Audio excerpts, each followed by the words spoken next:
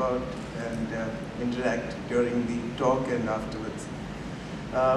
As Pramod said, we did this in Hyderabad a few months ago, and I've added in this dimension of now trying to get a sort of a bridge built between the CTO and other members on the board, the C-suite as he calls it.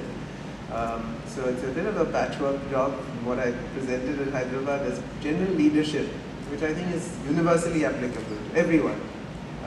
Any manager who wants to get up the ladder generally needs certain building blocks, and so I'll first, in the first outline of my talk, I'll talk about leadership generally.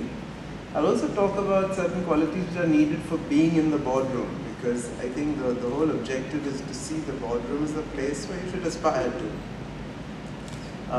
Some common pitfalls along the way, and then the building of bonds. And sorry to use Dale Carnegie's theme of how to win friends and influence people, how to win peers and influence bosses. I think that's what you sort of really have to wind up with.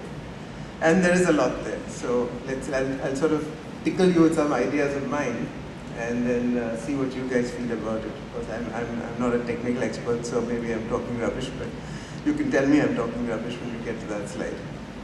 Okay, now generally we see the organization as a pyramid and the path to the top as a line which you go up.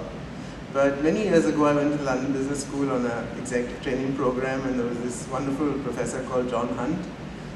He wrote this book called Man Gate, the gatekeepers, and you sort of pass those little gates and the gates keep shrinking as you get higher. So it just sort of puts the path to the top into perspective. These are my top 10 building blocks on leadership, and they're very similar. I was very interested to see this morning presentation, Ashish's presentation on signature strengths, because I found so much commonality, and I haven't changed a single slide of these 10 points, and I just compared with his signature strengths, and I found most of them come through in his checklist as well. So I guess we're on the same wavelength. The first and the most important, I think, in leadership is credibility. And credibility is something you just cannot do without, because leadership is built on trust.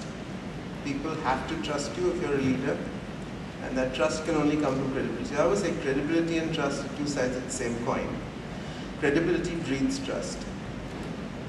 And credibility is not built in a day. It's something you have to work at. You actually sort of, on the first day you walk into a company, people are looking at you, and as you go higher, people are looking at you through magnifying glasses, and finally get to a microscope. And every little thing you do is examined, analyzed, and commented upon. So you've got to retain that credibility right through your career. And I reckon it to like building a tent of cards, which is a 3-tier tent, and one little card going out of place can let the whole thing collapse. So credibility can take a lifetime to build, but it can be destroyed in a nanosecond. So you take away one card and everything comes crashing down. So you have to be very, very careful about it. And remember, you're always under a microscope. Whether you like it or not, people are looking at you. All your subordinates are always looking at you very, very closely and watching signs of, is this guy really walking the talk? Is he credible? The second most important quality I think a leader should have is vision and the ability to think longer term. And everybody doesn't have this. And it's even more difficult to find certain other dimensions of vision. The vision has to be compelling. It has to capture the hearts and minds of people who work with you. It also has to be communicated. And not all CEOs are great communicators. It has to be disseminated widely through the organization. This is where I put the little red asterisks to remind me, this is an audience of IT people, and they will think of the technology, the ways of communication, and today you can disseminate so much wider. We talked about internal social networking. Is that the right term? And you know, it's a tremendous tool, and if you can use it to disseminate stuff within an organization, and not just networking across for social purposes, I think it has a very powerful use within the organization. This is something which is like in the last 1 year it's gained so much prominence and importance. I think this is something you should really think about playing around with as you go higher, because really this is something which you'll build a very valuable ally in the chief executive if you can be seen to be helping him to disseminate strategy. Most CEOs wonder, how the hell am I going to get this message across? This is what I've got in my head. It's developed in the ivory towers of the C-suite. But how am I going to get this across into the minds and hearts of people?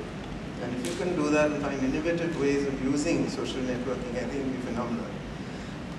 The third and most important, this is my priority list also, so I put this as number 3 priority, and I think it came through very strongly in Ashish's presentation, also concern for people. Results finally come from people. I realized that I was a finance